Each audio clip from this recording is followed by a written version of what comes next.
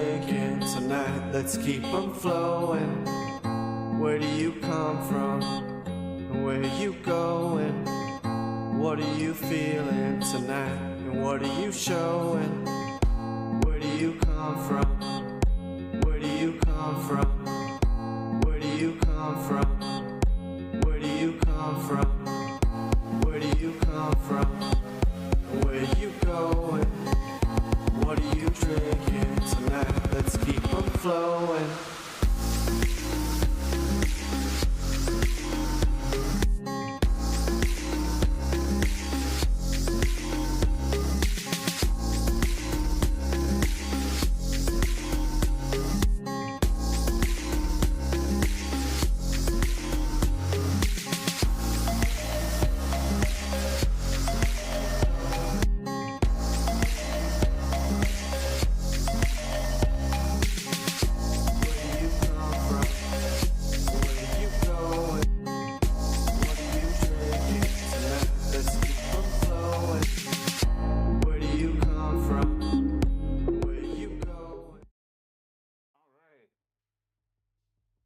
What's going on, everybody? We're live with Super PlayStation Bros. Thanks for tuning on in. And Doragon with 3 swords ready to come at you.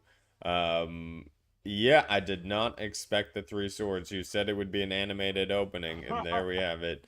In celebration for the Ghosts of Yotai, which may be named Ghosts of Yoshi by me later down the lines. Uh-oh. Yeah, I knew I was going to get that look.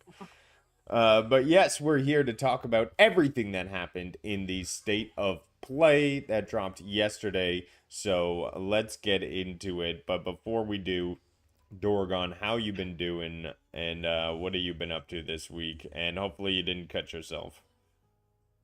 It's been a while since I've had those swords in my teeth. I need to get some neck work and jaw work in, but they end up a little bit heavy.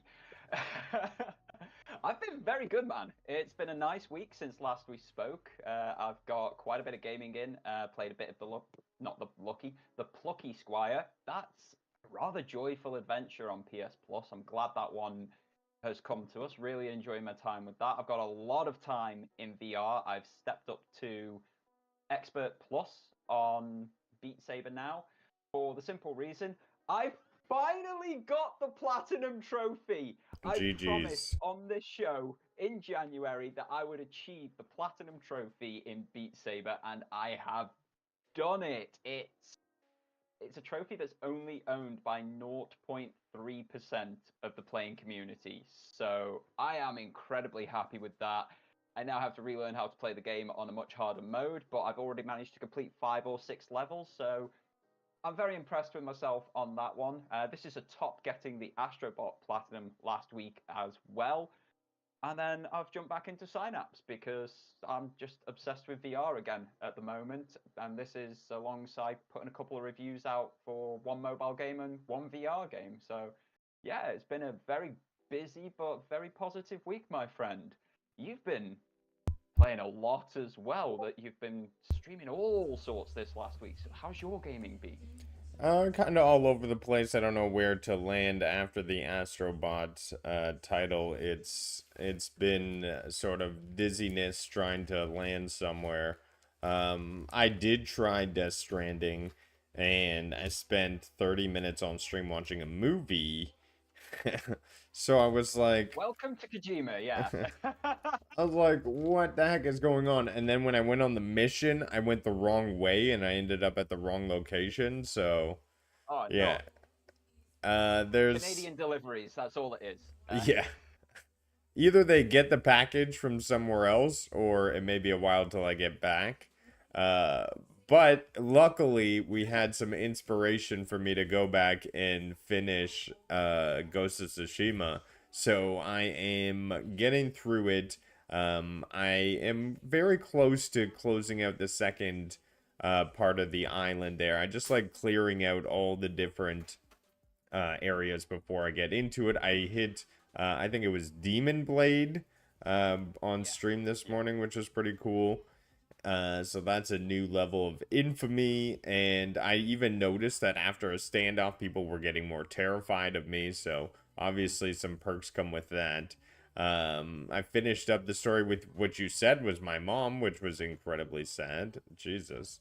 Well, she was The like way my you mom. were just the way you were absolutely just crapping on, oh, she's gonna die. Who is this weirdo? She's basically raised Jin, mate. She is his mum because his mum died. I mean, show some respect. The way the sudden realization you had was amazing. It's just like, oh, I think I ate yesterday. It's like, whoa, that's brutal. You got to eat every day. That's sad. Um, but yes, 1200 Japan, mate. Not necessarily possible. I know. It's crazy the times we lived in only but a couple hundred years ago. But that being said, those are the games I've been playing, and also I like to play a little retro. I think I uploaded some Sonic I was having fun with. I like playing. After the Sonic 3 trailer, it got me back into the mood, and I was like, oh, those games are so classic, and I love getting through it. It makes me feel like I'm playing pinball too. The whole game with the plungers and the lights and the noises. Also, Dorgan, I don't know if you noticed, but we're joined by some PlayStation characters on screen. I have noticed, yeah. You know when you have a glance down to see chat, because my chat's just down here. Hang on, wait a sec. I don't remember Astro and Cloud being at the side. Oh, there's Jin above the chat and a Helldiver as well. And I love how you've got. I don't know her name because I've not played the game properly. The Eve. lady from Stellar Blade with her assets pointing directly at my face. Uh, It was the best place for her. Obviously, yes. She Yeah. fits But then right I've in there. got the lovely knight pointing his assets on the other side as well. So at least I've equal opportunities. But yeah, just showcasing some PlayStation IPs after all the hype of yesterday. So let's get into the state of play. So we started off extremely strong. Both of us will be jumping right into the first announcement, and that is from Asobi and published by Sony Interactive Entertainment. It is free DLC with 5 new online speedrun levels, all of which Doragon will bow to my times. And this I like it. also, yeah. We'll see. I remember going into the Astrobot's playroom specifically when I tried to get that platinum, and I was like, "Oh, look at Oregon. He's got some speed runs. Let me try to beat those." So that was a lot of fun. I love Runs. that aspect of the game. I think those speedruns were set in like the first week of release of the PlayStation 5. And I was just in awe of the game in general. I don't think I'd actually gone for a good time or anything. You just had to do them to get the trophy. And then you go in and I get these notifications of, oh, Rudix has beaten your time. They don't like me. But So yeah, I absolutely look forward to it. I think there'll be a lot of people on the PlayStation friends list that will be competing for best times. Also, they're adding 10 new bots to rescue. And look at Eve! Look at Eve! That's going to be absolutely that's her epic. name. Yes, Her Eve. name. Her name. Whichever way I'm pointing. Her name. Also, I want that sweater. Oh my god, that is so freaking cool. But on top of that, I can't wait to jump back into Astrobot. I think that is a platinum way to start the show, if I do say so myself. It's such a strong game and IP for PlayStation now. It's a very sensible, very good way to start the show. You've got a lot of people who are getting to the end of the game at this point, even those who've been playing it a bit more casually. And you've got a lot of people who've platinumed it who, as we have both said, it's felt like there's a bit of a hole in your life when you complete Astrobot because, like, well, what do I do with myself now? Do I just go back and restart it? Nothing else feels like this game. So very, very smart move to start the show with that one not too long after its release to say, hey, there's plenty more coming. It's coming this fall. Fall starts in like 2 days when they did this show. So it's like, yeah, it's a really smart start. And as you said, for you and me, immediate means to jump back in. We've got people in the Super PlayStation Brothers Discord now doing videos and showing them off of their runs on it. Again, if you do want to join that Discord, it's in the description box below. So it's a really good community little thing. It's nice to share it about. It's got a good vibe wherever you go. Really strong start to the show. It's nothing new. It's nothing like, oh my god, I can't wait to buy this. It's a freebie for those who've already bought the game, and I think that's absolutely great. But as far as the state of play starting goes, pretty solid. Like these are smaller shows, so to have something like, oh, this is the free DLC you're getting for a game we launched 2 weeks ago, grand, absolutely grand. Yeah, for fans of Astrobot, this is welcome news. We did get little hints that this was on the way, so I'm happy to see it confirmed. And 5 new online speedrun levels. Get ready to get dusted, everyone on my friends list. But next, we have a showing of a game that is crafted in the hands of people. And it looks like it is, now they mention it's clay. Now I wonder if they actually made these characters out of clay and, you know, sort of made this game in that way, that clay animation style. I'm not sure. See how it says comes a game handcrafted in clay. And now I don't necessarily know what that means. Maybe just the art style, but very cool, very interesting look. The fact that it's for VR as well as flat screen is something that is exciting for people with a headset, and I think being stuck into this world is really going to be exciting. You're the local VR headset pro. How do you feel about this? Lost in Random, I believe, is the makers or the previous one, and following the story of this little little pothead as he goes through the midnight walk. Zoink Games, EA. We do not have a release date, but I love that it's available on both platforms. I love its flat screen and VR. I was very worried when the PSVR 2-bit popped up because this is done in perfect claymation animation. So claymation is the same thing that Wallace and Gromit is. It's the same thing that Shaun the Sheep is. Those sort of shows.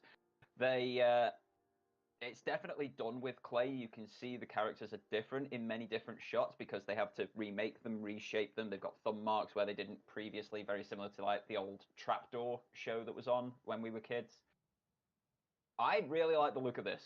I really appreciate that the VR gameplay is exponentially smoother. They have done a lot of work to make sure that both the flat screen and VR experiences are appropriate for those audiences. You want high frame rates in VR to not feel sick and like you're gonna fall over and hit the floor. I think they've done an exceptional job of at least visually appealing to both sides of the fence there. And the fact that you buy it once and you get both versions of the game is incredible. So if you don't like the VR version, you can just play it flat screen. If you don't like the flat screen, you can play it VR. I like that idea. I was shocked to see a VR game second on the slate. I was very nicely shocked by that one. I'm looking forward to this. I'm keeping my eye on it. I want to see a little bit more of the gameplay, especially the VR gameplay, to see what it's actually like to play as a title. But yeah, this has got me interested, very interested. Similar to what I think it was Wildlands last year, that was a flat screen and VR experience. Very similar sort of feel to that in the terms of they're doing things well for both sides of the fence. So yeah, very much looking forward to it. Well, let's jump into the next one, which I am excited for. The developer is Rogue Factory, and the publisher is Nacon. This is a horror game with Souls-like elements. It features sword combat and drone companionship. So that little element is a sort of, I like that medieval mixed with futuristic, because why would you use a sword if you have a drone where your gun's at? And it's kind of a interesting sort of juxtaposition to see both of these worlds collide. The game I'm talking about is Hell Is Us. Now, we were debating, is it Hell Is Us or is it Hell Is United States? We don't know for sure yet until they release sort of what Wait. it says. The way it's written is it's Hell is Us. Similar to The Last of Us, there's a lowercase s after it. If it was US, there'd be a dot between the U and the S as well, if we're being grammatically correct. But you know, Hell is US is probably legitimate as well. I don't live over there. I don't know how bad it might be. I'd have to ask one of the Americans in chat if it's that bad. But yeah, this game looks. I was not expecting to like the look of this game at all.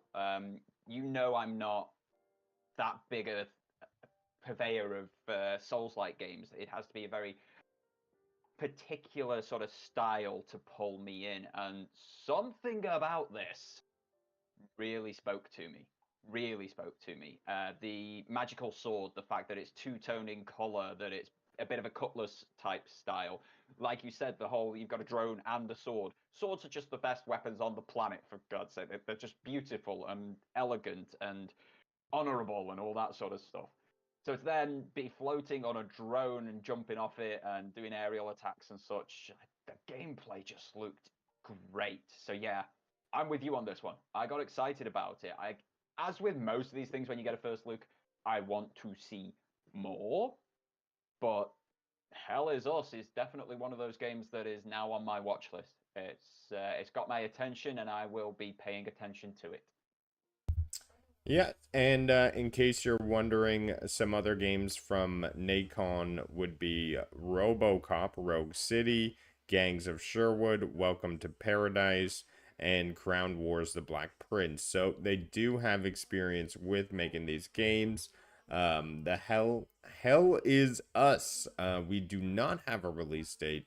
Unfortunately, it is to be announced, but definitely look out for this one. It should be a fun experience. Good showing. So next we have a big shout out to VR, because we have, I believe, 3 or 4 VR games in this state of play. And they take it off. The second one, Metro, fully fledged, full-length VR game. Lots of people have called for this coming to VR. Now it's finally here. What are your thoughts? Are you looking to get into this first-person shooter? Were you a fan of the series? I've played the series in passing. So I played one of the titles on GeForce Now for a video a few years back. It was fun. It was enjoyable. Completely understood the setting. It's based off a set of dystopian novels, I believe. So I do want to get hold of those at one point and have a read of those as well. It's, for me, first-person shooters are one of those almost plagues upon VR, because they're so easy to do. You're in your first person anyway. You just take your hands, you shoot. It's just your body does it rather than you've got a controller to do it. But this looks such high quality. I was playing a bit of Crossfire Sierra Squad earlier today, which is a first-person shooter, military shooter game on PSVR 2. And that felt incredibly good. Every time I jump into that, it's like, why don't I play more of this? It's just good to dive in, do a mission, dive out. Absolutely superb. This looks like it's even higher quality than that. I think my concern is it looks like the other Metro games, which are a big campaign with very little places for breaks. VR, because it's such a physical experience, you need those spaces for breaks semi-regularly. But the development team behind it are an incredible studio, incredible publishers. They've got a lot of experience in virtual reality. They know what players want, what players need, more importantly. So I have faith that this will be a very, very good game. I will not be jumping on it at launch unless I'm able to get a review code, but I will be jumping on it further down the line, maybe when it goes into a sale at some point, just because finances are tight at the moment. That's the primary reason for most of this. I can't afford all of them. Well, check it out. More VR showings. They haven't abandoned the headset yet, so cool to see, especially a full-fledged game like this. Next, we have coming up on the... We have something from Extra Large Games. Oh, this is Arc... what is it? Arc Ages Chronicles. Arcade, yeah. Yeah, this is set to release in 2025, a medieval setting with big scary bosses, Souls-like gameplay mechanics, as well as co-op MMO big-time experiences. Extra Large Games was founded in 2003, and so this has been 20 years of developing this studio to come to this point. They've developed other Arc Ages video games, which were successful, and now we're seeing what was called Ages 2, now transformed into Arc Ages Chronicle, a MMO which features this medieval combat we're seeing in front of us. Hey, I look forward to it getting together with friends, and becoming like knights, wizards, magic, all that stuff. I think this is kind of an experience I'm missing right now on video games, and especially that is highlighting Souls-like experience with combat mechanics and big bosses. I'm all here for it. This is going to be on the top of my list. Completely understand why it would be for yourself as well. It's definitely got that edge of something that speaks to you personally. There was something about this that I noticed when it came to the combat. A lot of it seemed to be very one-on-one combat, and one-on-one combat not in the vein of what you get in the Soulsborne titles from oh god, the name's gone. The company that make them. FromSoft. FromSoft, yeah. Not the sort of one-on-one that you get with From Software, but the one-on-one that you got in Ubisoft's For Honor. So where it was just you and another player fighting each other. It gave me that sort of feel, which really intrigued me, especially with the absolute pace and speed that some of these battles were taking place. It felt a lot more intimate, a lot more personal in combat. I like that. That's an interesting feeling. It's an interesting difference. So that was a nice shock to see. The drawback for me is MMORPG. They're too big most of the time for me. I don't have the time of day to go sinking 16,000 hours into something just to maybe get a slightly better drop than last time. But it does look beautiful, and there needs to be more of these on the console. So while this doesn't speak to me personally, it is great to see a varied and different experience coming to the PlayStation 5 to give players who are pretty much ignored the rest of the time an experience that they can have and enjoy. I'm looking forward to people getting their hands on this one. I know Wibble was talking about it earlier today on his stream and how excited he is about it because he has the first one, the other Arcan Ages, and he enjoyed them, so he's very much looking forward to this one. And that spells a great experience for anybody looking for an MMO on the PlayStation 5. That's not Genshin Impact. So That's here. not an MMO. That is a cash cow. That is Okay. not an MMO. How dare you sully the name of such a lauded experience? Not by me, by others. Well, let's talk about the game that is not Pokemon.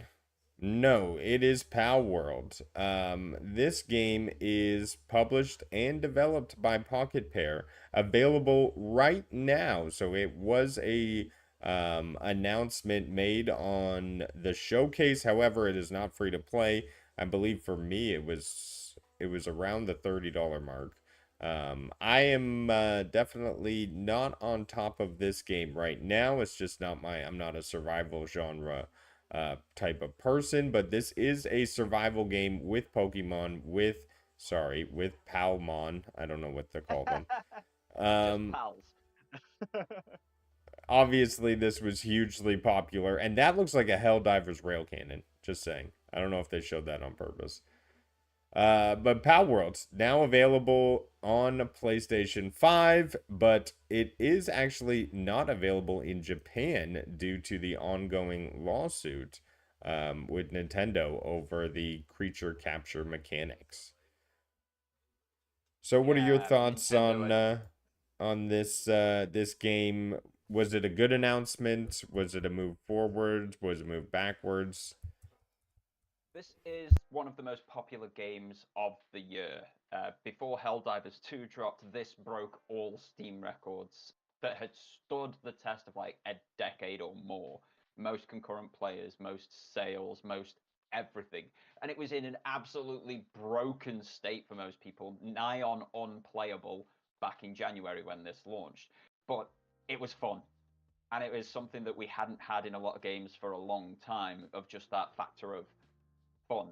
The fact that you can play with friends as well. You can all jump into the same server, play together, and if you're jumping into different servers, you've got different save games and different experiences. So you can have a bad guy server, a good guy server, a try and beat everything server, whatever the case may be.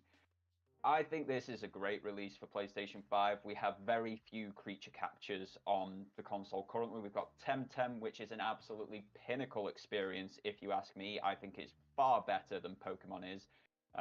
It's taken us back to the days of like Pokemon Red and Blue. That is how good Temtem is, how fleshed out, how much content it's got. That was done as a Kickstarter and early access on PlayStation 5.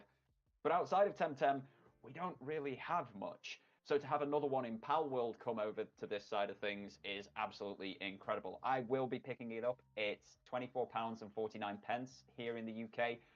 That is less than a third of a full game in terms of cost. So I'm all in for that one. That sounds incredible. I think it's great.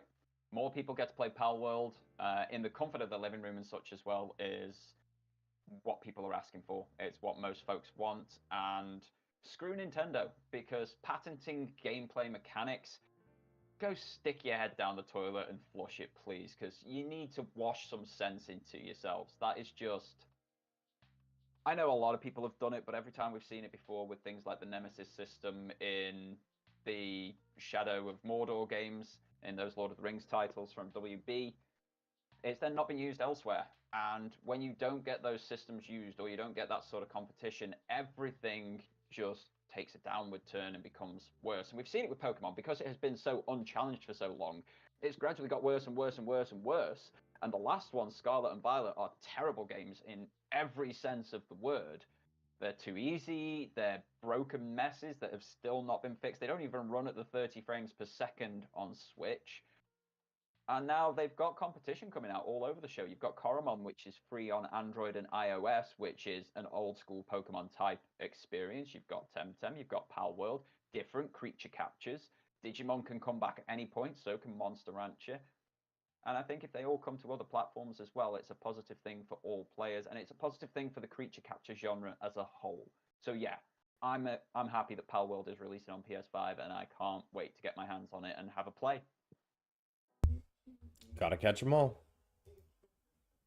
Well, enslave them all in Pal World. It's not exactly, shall we say, bright and sunny in its subject matter. I'm not gonna say if I did or didn't try to get a human to mate with a Pal World Mon. All right. I wanted to create a hybrid species.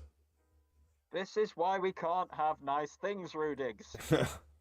Listen, if they let mixing of the Pokemon to Pal World Mon. What are they even called in Pal World? They're just called pals. Oh, they're just called pals. Well, they let they let your pals bump pals. I'm like, well, if you can catch humans, maybe the pals can bump humans, but no, that's not a thing. What if you got some like electric human or something like that? Would be cool. Or, you know, now is probably a good time to move on. Before we get Lunar Remastered Collection. This is a game that is outdated. Even myself, I believe it came out before my time. However, they're getting a remaster, bringing it back up. This was done by Game Arts Working Designs. It is set to release in spring 2025. You're getting widescreen support as well as visuals, because that's the issue with a lot of these old games. They're sort of meant for the rear projection TVs. So having those visuals upgraded allows you to really take advantage of those retro titles. And it includes multiple games from the Lunar series. Listen, it's not bestiality if they're your pals, right? Why did you bring it back, Miss Phoenix? Why? We were past this. And Miss Phoenix, yeah, you are a human and a phoenix. You know, what's that lineage about? Right. Moving on. Let's talk What's lunacy. that lineage about? Let's. So, classic games coming back playable on modern hardware, I think, is absolutely incredible. Those hand-drawn anime cutscenes are drop dead gorgeous. I love that they've been uprated and they're in an actual visible quality now. Games like this, they're not my bag personally, but as I said before with a couple of the others, it is great to have this sort of variety of game on the platform. PC can get basically everything. We need it on the home consoles as well. And to get these games coming through and have a new generation look at them and experience them, and like I said, those hand-drawn anime cutscenes are drop dead gorgeous. That they remind me very much of the likes of Sailor Moon, OG Dragon Ball, early One Piece in terms of their drawings, animation styles. Definitely got a Ghibli vibe to them as well. I don't know whether I would pick this up. JRPGs, some of them I get on with very well, some I don't. It's just a genre. It depends what's in it as to whether you like it or not. But we've been complaining for weeks and months at this point that 80% of the video game industry isn't available to be played at the moment. So bringing stuff like this back, chef's kiss. Yeah, let's do more of it. Let's bring more games available on current consoles and such. Well, let's jump into the next one, and that is Teenage Mutant Ninja Turtles. I'll just briefly glance over Shredder's Revenge, getting some new characters. I believe we have Mona Lisa, as well as, I forget the other guy, but he is a character who is involved in this game. Not to mention some music to go along. I believe they got about 8 new tracks. Do you remember the other turtle? I don't remember the other turtle. I don't. Yeah. My experience with the Ninja Turtles were the terrible 90s movies, which I absolutely adore. They're terrible, but I love them. And now and then the cartoon show. It was on before I got up, which, as I'm an early riser, was always incredibly early. It showed you how like early kids things were on over here in the UK, because parents got up at 8 or 9 and all kids stuff had to go disappearing. So yeah, my experience with the Turtles is limited at best. I like them, I enjoy them whenever I catch them, but they're not something I've ever gone out my way for. I don't have Shredder's Revenge, so this doesn't mean much for me, but I noticed some of the names of those composers that they threw on screen. There's going to be some banging tracks in that new update. It's, yeah. Those films were pretty fun. It's a good update. Those films were fun. They were fun, but they weren't great. It was like the Mario Brothers movie of the 90s. It was fun. It introduced me to Mario personally, as I didn't have a Nintendo system or anything. So it did its job, and I enjoyed them. But in terms of subject matter and source material, they're terrible.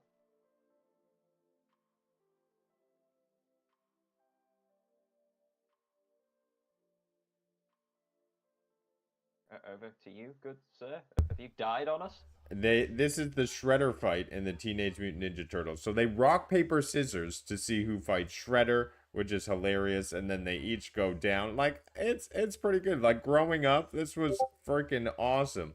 Like, they looked like huge turtles. It hit the target audience. It did its job. Yeah, I was a kid. Yeah. Well, okay, let's move on to the showcase. Sonic is getting some new stuff. Keanu Reeves is joining the cast because apparently him and Idris Elba must be like buddy because they're always in the same video game movie franchises now. From Cyberpunk to Sonic, we keep it flowing. So Keanu Reeves, no better Canadian to pick for the role of Shadow. Oh, he grew up also in the area where we just got a house. That's nice. Maybe we'll see him around. Yeah, we'll see him. We'll see him at a payphone, and we'll be like, "Oh, Keanu Reeves," and then he'll be like exiting the Matrix, and we'll be like, "Oh, I just missed him." Or going back in time, depending whether you're talking about Bill and Ted. Bill and Ted. Oh, his career is based around phone booths and now hedgehogs. So we have some added movie-esque, I believe, levels, and so you can get into this with the new Sonic game. I'm a little cheesed because here's my gripe with this DLC. Where is the love for Frontiers? Like, why is Sonic's X Generations getting all this love, but Sonic Frontiers, which was like supposed to have a Shadow DLC, they teased it at the end of the game. Like, where is the love for that game? I feel like it's gotten nothing in terms of updates, support. Like, I wanted more, but that's that. The game reviewed terribly, both with the public and professionals. I think it also tanked in terms of sales. At some point, you have to question whether it is worth putting more funding into that game or move on to something else. And I think they may have moved on. No, I like that game. All right, well, let's keep moving on. I'm gonna check the Metacritic score. It got a 70. That's not great, is it? Damn it! It was a good game. Um, this is another one of those retro games they're bringing back. I don't have a recollection of playing this one either back in the day. Fantasium, I believe it was called. This looks to be a turn-based RPG Japanimation type of game. Yeah, I'm same boat as you. I've got no recollection of this. They say it was on the original PlayStation 1. Beg your pardon. It may well have been, but there were a lot of PlayStation games that were region exclusive back in that era. So it could have been a Japan-only release. And I know there was a big import-export business over the last few decades trying to get those old titles shipped over to places and what have you. So, hey, for those who are looking for it, it's now going to be very easily accessed for you. It's just, I've got no idea what's going on here, and the gameplay that we saw doesn't speak to me personally either. Yep. Developed and published by Mistwalker. Available December 5th, 2024. A tactical RPG from the creators of Final Fantasy and features intricate gameplay mechanics and storytelling. So let's check out what they had next. Dragon Age, the Veilguard. So for the life of me, I feel like I've played Dragon Age before, but I can't remember playing it. Like, I feel like it was a party system type of game where I had to manage like 3 or 4 people and kind of like action RPG elements. I think I remember playing Dragon Age 2. I didn't like managing 4 people. I felt it to be too much for me when I was that age. But it seems like they've done a lot to the game. The combat looked very enticing. There was a lot of things going for it. I remember watching this and Phoenix made fun of me because I was like, why are we fighting dragons? All right, guys, we need to fight other things than dragons. The dragon's been overdone. And then people in the chat were like, it's called Dragon Age. It's literally the name of the game. Yeah, so that was my blonde moment of the stream. Blonde hair coming soon. Hey, my partner is blonde, and she has got a degree in building services engineering. She is not dumb. You are a dark-haired dumbass. Off that one. That's what's coming out there. We're bringing something new to the table. Dark-haired dumbasses. You and me are both in it. We'll see. We'll see. Let's see if it sticks. But there we have it. Dragon Age. Did you want to say anything on the title? I know it's set to release fairly soon, and a lot of people are looking forward to this one. Can I be a bit contentious? It's not just me. It looks terrible, doesn't it? Looks very boring, very bland.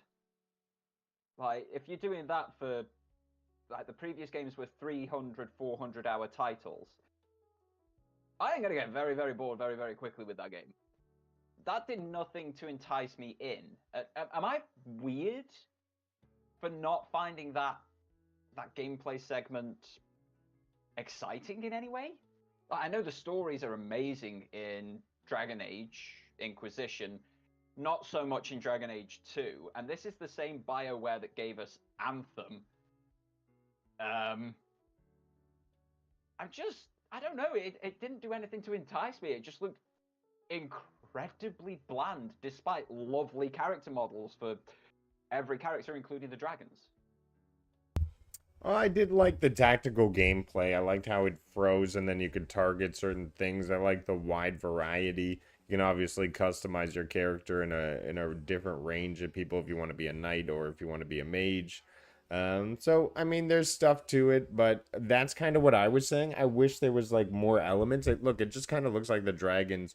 He flies up, he slams down, like he just kind of like I wanted to see more to the dragon, like make him like half dragon, half unicorn or something. He charges at you with a magic horn, and it's like the ground is exploding in different layers, and I just want to see more to things than that open battlefield nowadays. But hey, Dragon Age has knocked it out of the park time and time again, so I wouldn't put it past them. I'm sure there's a lot of epic gameplay to be had in this title. As long as you ignore Dragon Age 2, yeah, it's always knocked it out of the park. Basically, the series has been in decline since the first one, and fans are even more pissed about this, so we'll see how well it goes. What I did find suspicious is that they just threw a lot of cutscenes in between that gameplay fight there. It's because now we had cutscenes in the opening, then they flashed it with a boss fight, and now it's back to cutscenes. So what does the game like actually look like when you're playing and transitioning through each of these sequences? So I'd like to see more of that. And I hope there's more than 3 or 4 monsters. There's a lot of creator content out there covering Veilguard at the moment, because it's coming out in a month, as you said. Yeah. So you can go and see other people's gameplay that's a lot less curated like this by BioWare. I don't know, it's just everything I've seen says stale, not for me. Doesn't seem to be for anyone, but there are people vibing on it, so it's got to speak to a demographic somewhere.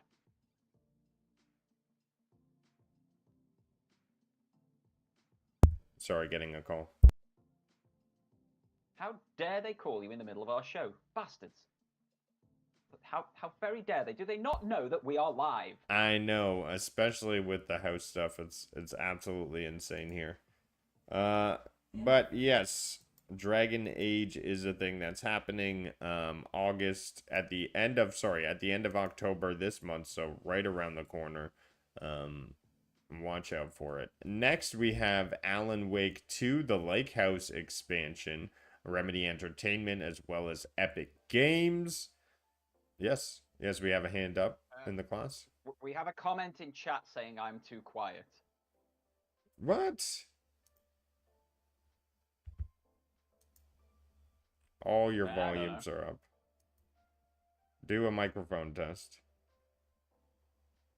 Is this any better? Yeah, I mean, you're in the yellow. You're at the top of the yellow now. Peeking there, yeah. Who says Dorgon's too quiet? Rel Ariel Mayer. I'm sorry. Well, Dorgon's levels should be good. Maybe he just needs to talk a bit closer. But other than that, I end up talking like this if I'm doing that one, and it looks a bit disrespectful. Other than that, I think we're good on the levels. I can't actually turn you up any more than I am right now. Fair play. We will have to go this way. I'll see if I've got a gain increase or something that I can do. You are in the yellow. Carry on. You are in the yellow. But yes, we have coming up next the Lake House expansion. This is part of the Alan Wake 2 saga. I did play, I believe, up until chapter 3, but to be honest, this is along the veins of kind of like a Resident Evil type of thing. It's very horror-esque. There's a flashlight mechanic. There's things jumping at you at the dark. Listen, I'm a big baby, all right? I get scared. I don't like playing these games. It gets into my head. So that's why I turned off Alan Wake 2. But I can see why it's for a lot of people. The photo mode is absolutely epic. And the storytelling, if it's anything like Control, it is... The question is, should be Rudix is too loud. You know what? Audio is like the bane of a creator's existence, apparently.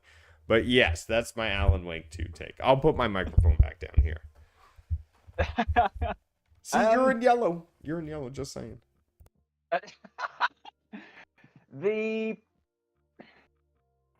Is this a crossover with Control? I know that they're set in the same universe. The Control and Alan Wake games are set in the same universe. There is a huge possibility of cross. Is this the crossover that we were promised? Well, it's not a complete crossover. They share the Federal Bureau of Control. So that is a main story thread that weaves through both Alan Wake 2, you're sort of outside the main building, and Control, you're in the actual building itself, the actual bureau. The gameplay mechanics are much different in both games. Alan Wake 2 is more of a Resident Evil playstyle, as Control is more of an action adventure RPG. Okay, I'm with you. I've not played either. Control interests me. Alan Wake does not. I remember seeing and playing the first one and being bored witless. Like, man, that game was not fun to play. And the second one looks like a lot more of the same. So it doesn't entice me in. There are a lot of people who love it, though. Power to them. They're getting more of this game that they absolutely adore. I think that's absolutely great. Again, it's more different experiences on the platform. It's just not for me personally. That's absolutely fine. Not everything has to be for every single player. I think this is a great thing for Alan Wake fans, a great thing for Control fans. Hopefully it does credit to both series. Yep, and I think it will be. And plus, that photo mode, it's so good. Coming in October, perfect time for Halloween. Indeed. All right, and next we have another more VR content. So I'm gonna let you take this one away with Hitman VR. What were your thoughts? Are you excited? This look good? Yes. Ninja Guy VR did a review of the MetaQuest Hitman VR recently. It looked nothing like this. It was basically, you had your controller in your hand, you just had a VR headset on, and it was janky as all hell. This looks slapstick ridiculous, as Hitman should, but it's your actions engaging with the world. So you're taking your hands to strangle that guy. You are dual wielding the ballers as you should be. You have to do the key cards. You have to pick the locks. This looks like what people are asking for with Hitman VR. Bring it on. If I can afford it when it releases, this is a day one purchase for me. Well, yeah, absolutely. I myself, I get a little bit iffy about being a white guy going around murdering people, but that's just my personal take on the Hitman series. Now, this game, Soul Reaver, a lot of people had a lot of love for it. I never played this growing up, so it just flew right past my radar. However, people said Ray was talking all about the blood sucking. So there it is, Soul Reaver. Yeah, you know what? I don't even know, when did Soul Reaver originally come out? I probably was doing other things. PlayStation 1. Yeah. It was on the PlayStation 1 demo disc that came with your damn console. Yeah, okay. You know what my console experience was for PlayStation 1? My mom went to the Chinese mall and she would come home with like a binder book filled with blank CDs, all with permanent marker written on them that were video games. And then I would just put in these random games into my PlayStation. I still remember there was one game with just legs and the anatomy between the legs, and I would run around with a pot and a pan and try to hit them. I was like, this is the most weird, messed up game ever. But anyways, I digress. I did not have the best PlayStation 1 experience, or I had a very bootleg PlayStation 1 experience. So I probably missed out on Soul Reaver. I think everybody had a bootleg PlayStation 1 experience. My Nearly my entire game catalog from PlayStation 1 was copied games. Everybody had a chipped PlayStation. Everybody copied games. Everybody had a CD rewriter in either their house or a friend's house.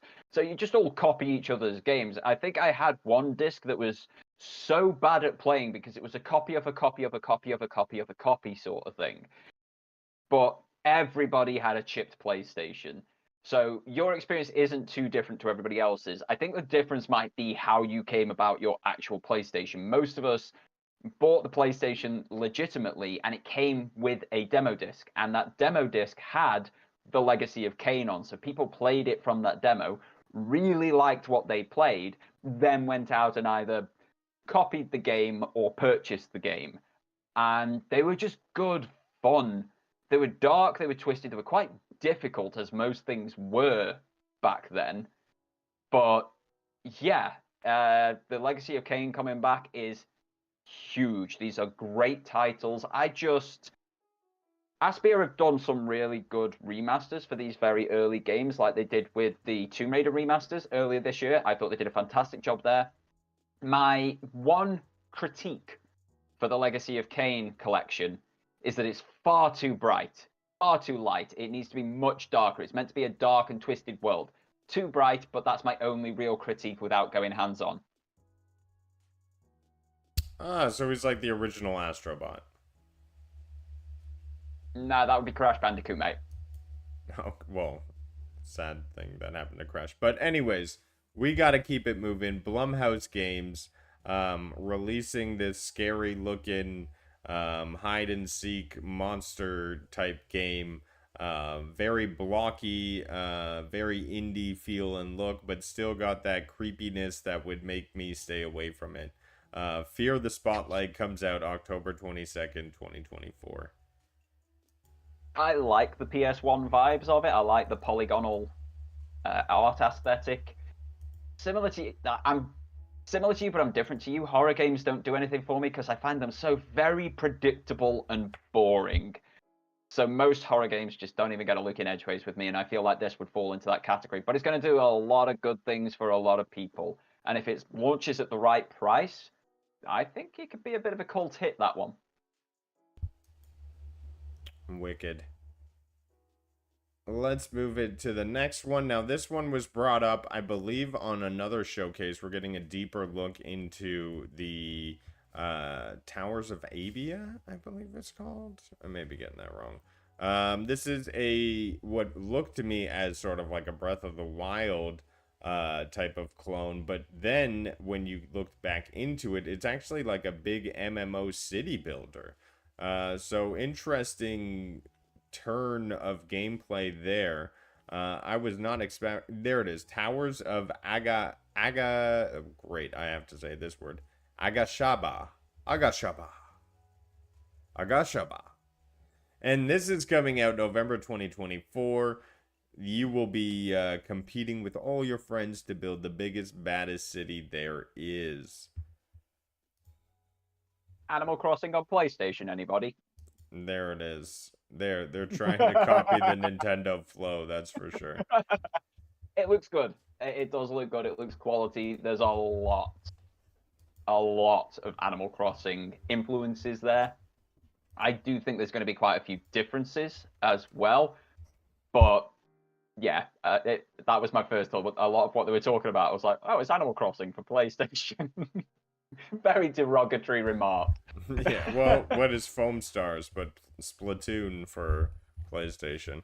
Or tried to be Splatoon. But Fortnite is coming out with a controller, and guess what? As it was announced, it was already sold out and backordered.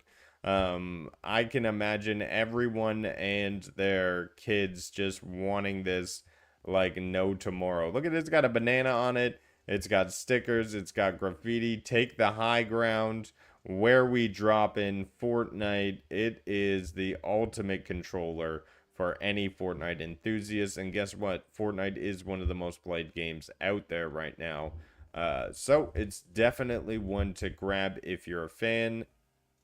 I like my back paddles, so that one's not for me. But you can pre-order it from October 3rd.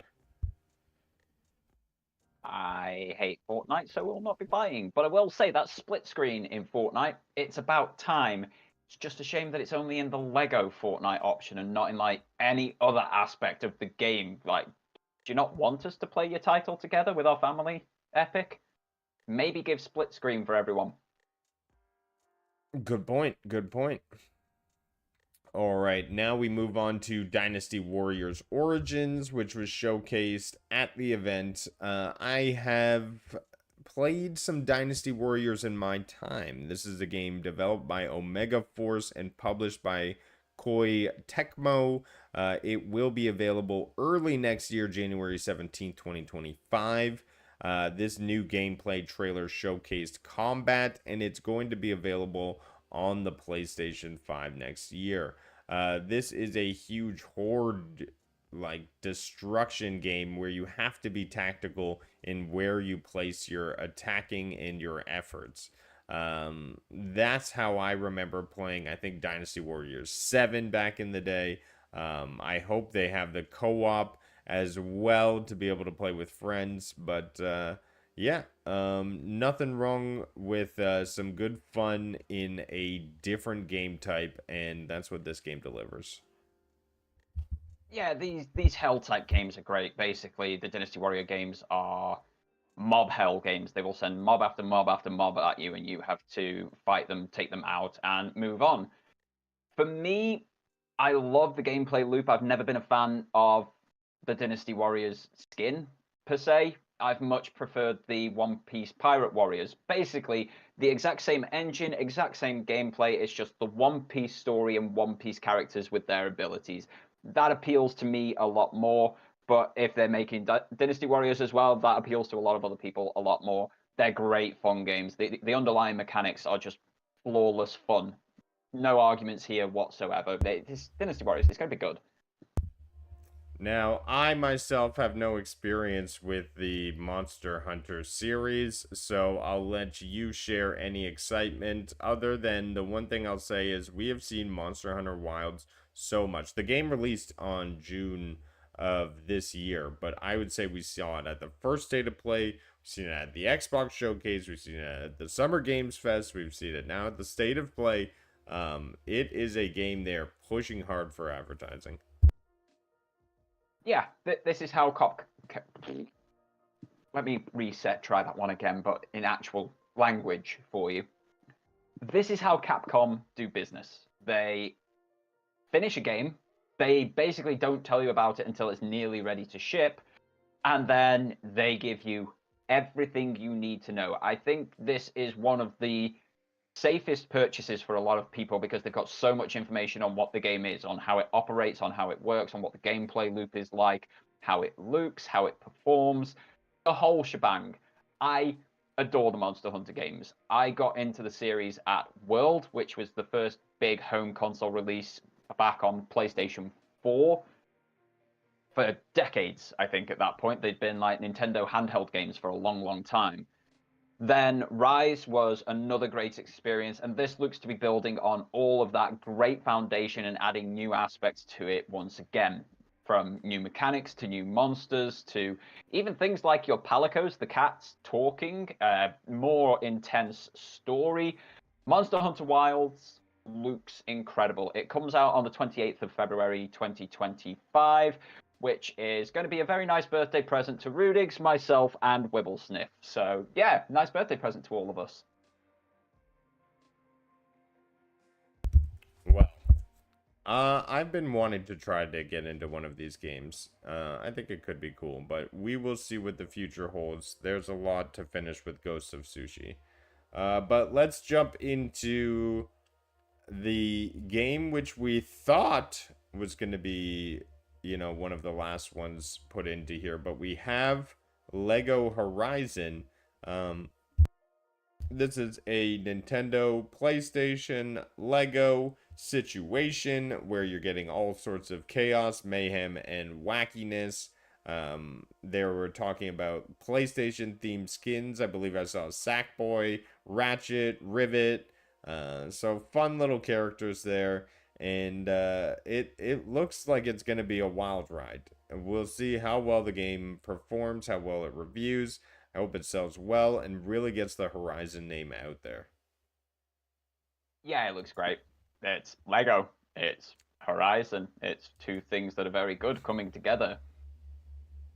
It will be a catastrophic situation if this fails. I don't see how this can go wrong, personally. I'm looking forward to it.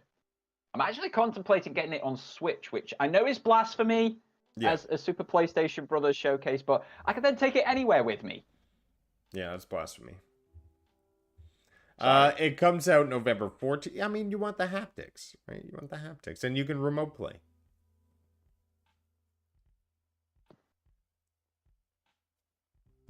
Haptics. Fine. Haptics. Fine. Fine. We are available to pre-order it October 3rd, as well as it releases November 14th. So be sure to check that out and be a part of the Lego and building. Switch, send him packing.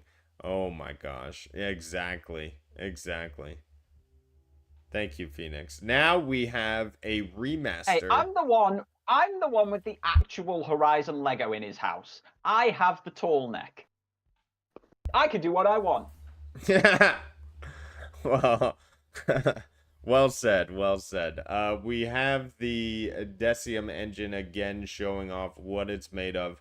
The upgraded textures, upgraded character models. It looks like they essentially put Aloy from Forbidden West and threw her into Zero Dawn. She's looking fantastic, as well as all of these textures. Can't wait to see this running on the PS5. Now, what sucks about me in this game is I got the hard copy back in the day on the PS4, so I don't own the game now on PS5. It just says lock because I don't have the disc anymore because I traded it in, blah, blah, blah. So if I would have bought it digitally in the PS4 days, then I would have just had the game and been able to do the upgrade. But no, physical screws me over. And that's my story. So we'll see if I jump onto this one. It may be one that I miss out on. I went to go check yesterday, but I would love to get it for a $10 upgrade, but a brand new purchase may be a bit far for me. But it's a great game. It sort of explains why they took Horizon Zero Dawn off of PlayStation Plus last month if they're trying to sell it again. So that makes perfect sense. But here's the big bonus for you, my friend. You have a disk drive on your PlayStation 5. I had a look at how much PS4 copies of Horizon Zero Dawn are going for on eBay, secondhand. You can pick them up for £1-2 here in the UK, so that's like $4 Canadian. Just go buy one of those and then do your $10 upgrade. Stop making sense. Absolutely fine. Don't make sense to me. Go buy a physical copy and save yourself from this digital nightmare. Oh, I'd feel so wrong putting a disc into my PlayStation. He'd be like, oh, no, don't put that in me. Would you prefer a $14 version of the game running at beautiful PS5 fidelity, or would you like to buy it for the 45 Canadian dollars that it's going to be retailing for? I think the 14 sounds better. We'll see. I don't like the idea of putting a disc into my PlayStation. It sounds dirty. There's a couple of things we need to address with this one, because I know our chat are going to be talking about it. There's some folks in here who've already said things about it on... We'll never be able to find Rudix's house to deliver it. Wow, that's a comment I can't live down. So, the map told me to go that way. Let's talk about a couple of the supposedly controversial things. Firstly, the whole idea of Horizon Zero Dawn doesn't need a remaster. This is more than a remaster. It's not just making it look graphically more pretty. The mocap has been redone, the voice lines have been redone, and all of the models have been updated to the Forbidden West models. What this means is that the game, the big complaints about the game that have been there since 2017's launch, so terrible animations, terrible voice lines, the conversations don't flow, they're being addressed by this update. There's a lot of work that has gone into that, a hell of a lot of work. And it means that the game will then remain current on both this generation, next generation, on PC as well, because this is a PC update that's going. But one of the big things which I'm kind of disappointed they didn't say in the state of play itself, it's in the blog posts thereafter.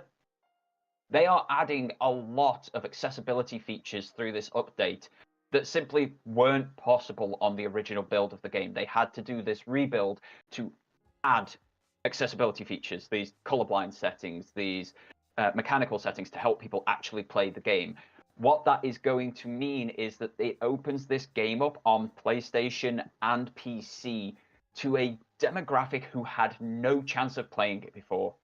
And that is vitally important. That is worth the price of entry on its own. That is what any able gamer will tell you. Anybody who is fighting for any gamer to be able to play any sort of ability of gamer, whether they're legally blind, whether they're missing an arm, whether they're in any form of neurodivergency or anything, that is a massive thing. So $10, £10 for the quality of life upgrades you're getting as a fully able gamer like myself, and for other people who've never been able to play this game before because of their physical, mental, or whatever situation that puts them on the disabled list, means they can finally enjoy it as well.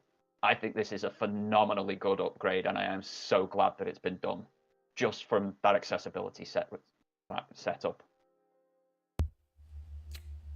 Well said. Good to hear the stuff they've added there.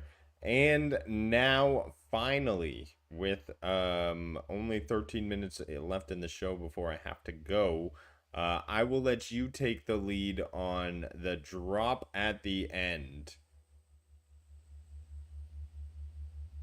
Because yes. I am going to skip over. Yes. Photo mode for Stellar Blade.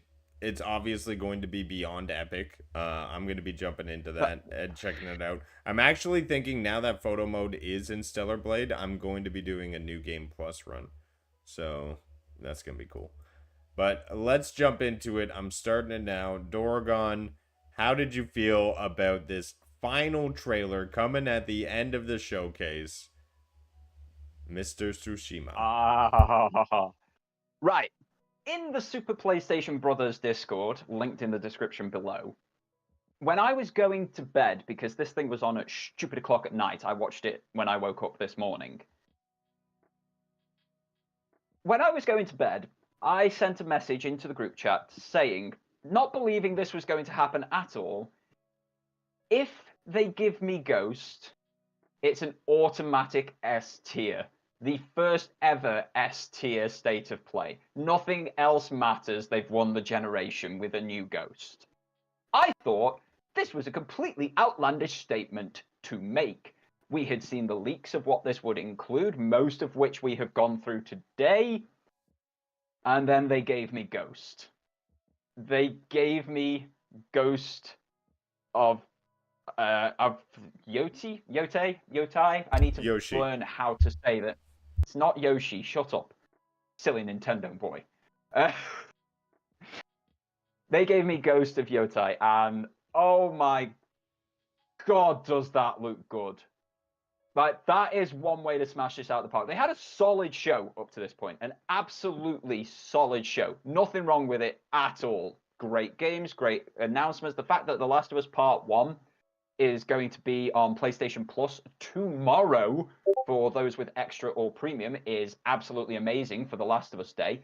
Utterly incredible. Love to see that one.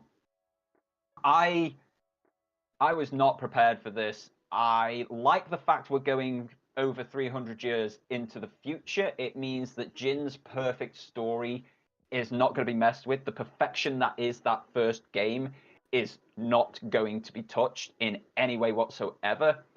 And it's such a point of turmoil in Japanese history. It's in an area that nowadays is known as Hokkaido. But that area back then wasn't actually part of Japan. And we were at the change of the shogunate. So people went up to that particular area when they didn't want to be part of Japan, when they were running away from something, when they were being hunted or doing the hunting. Oh my god. just the stories that can be told, the fact that the ghost has survived hundreds of years, as it alluded to happening in the Legends mode campaigns and such. It's just, this is incredible. This is absolutely brilliant. Mic drop moment. This is how you close a showcase. And all it made me want to do was drag these things out. And because she dual wields katanas. So I am very, very happy. Like, this is just, absolutely incredible, superb. Bring on Ghost. Wow, that was perfect timing. Should we maybe address a couple of things in chat before we go?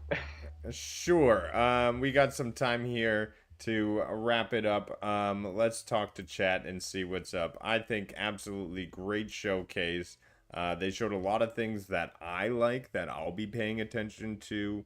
Hell is Us was a big takeaway. The Ghost of Yotai, obviously massive.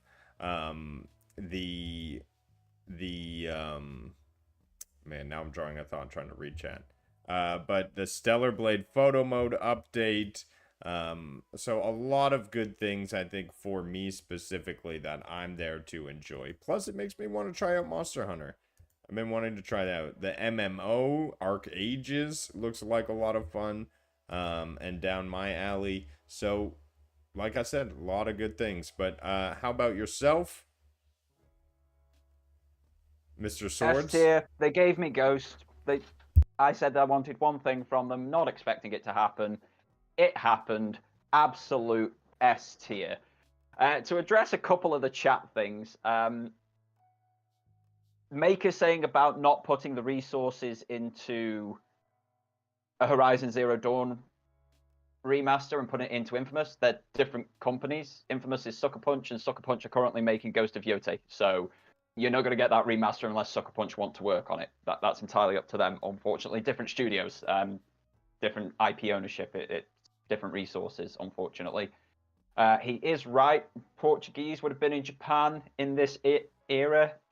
So it's, again, another interesting bit for the storytelling of Ghost of Yotei.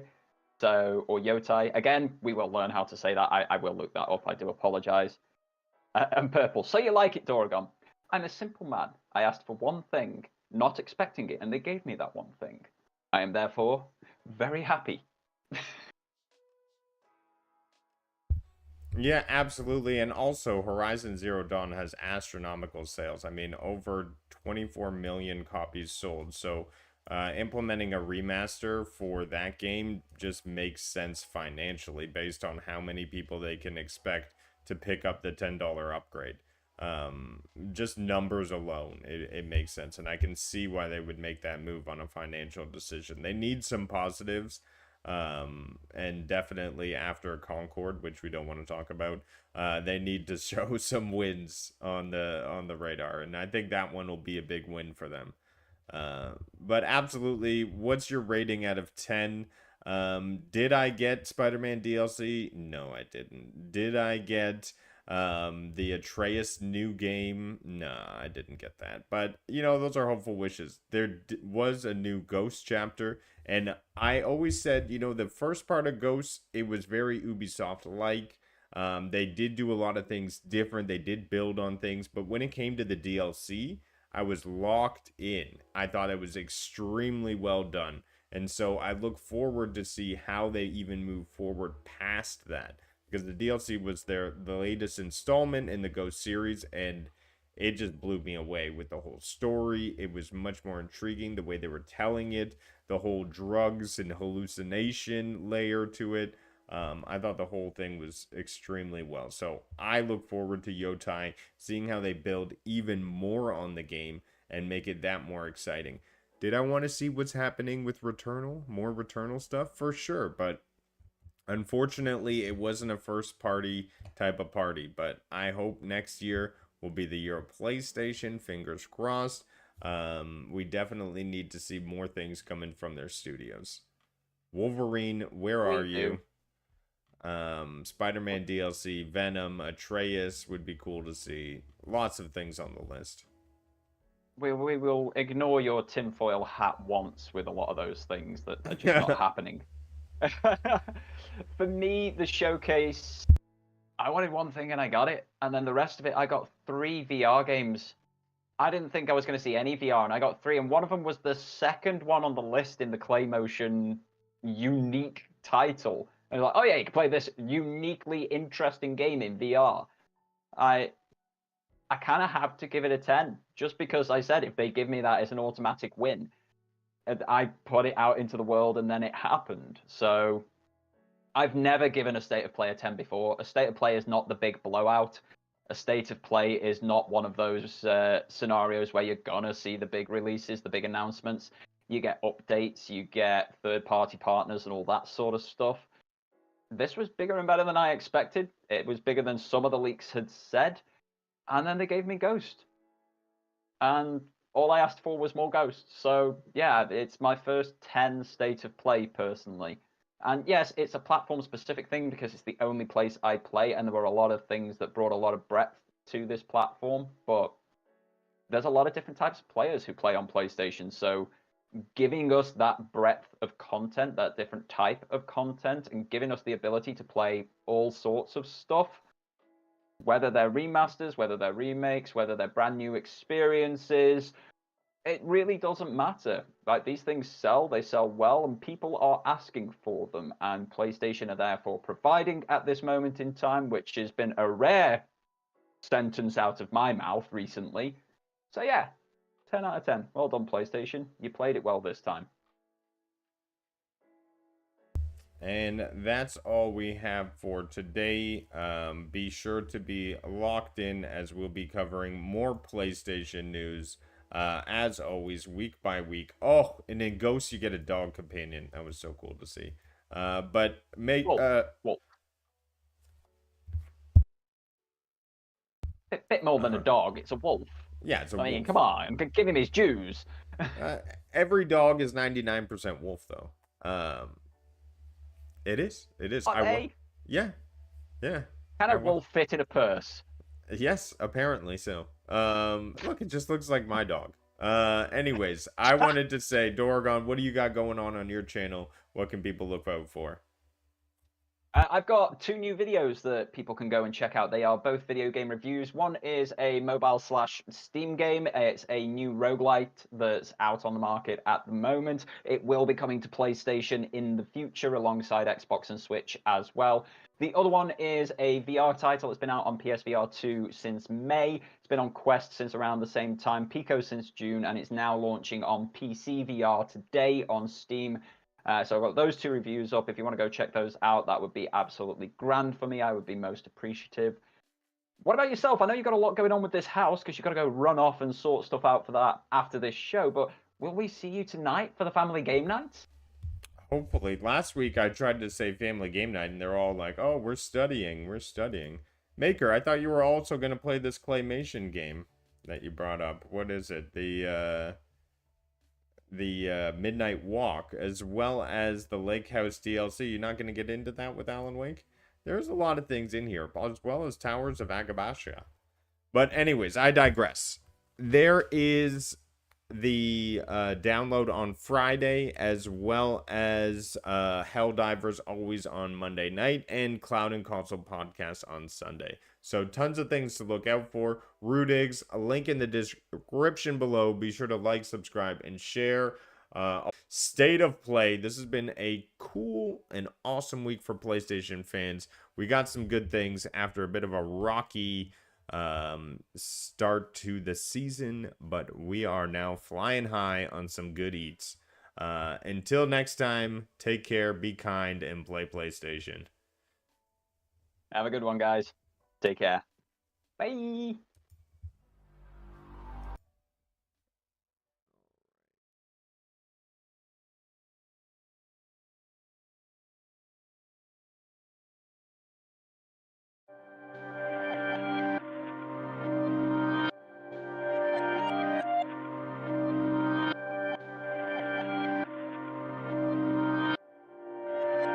Oh my God!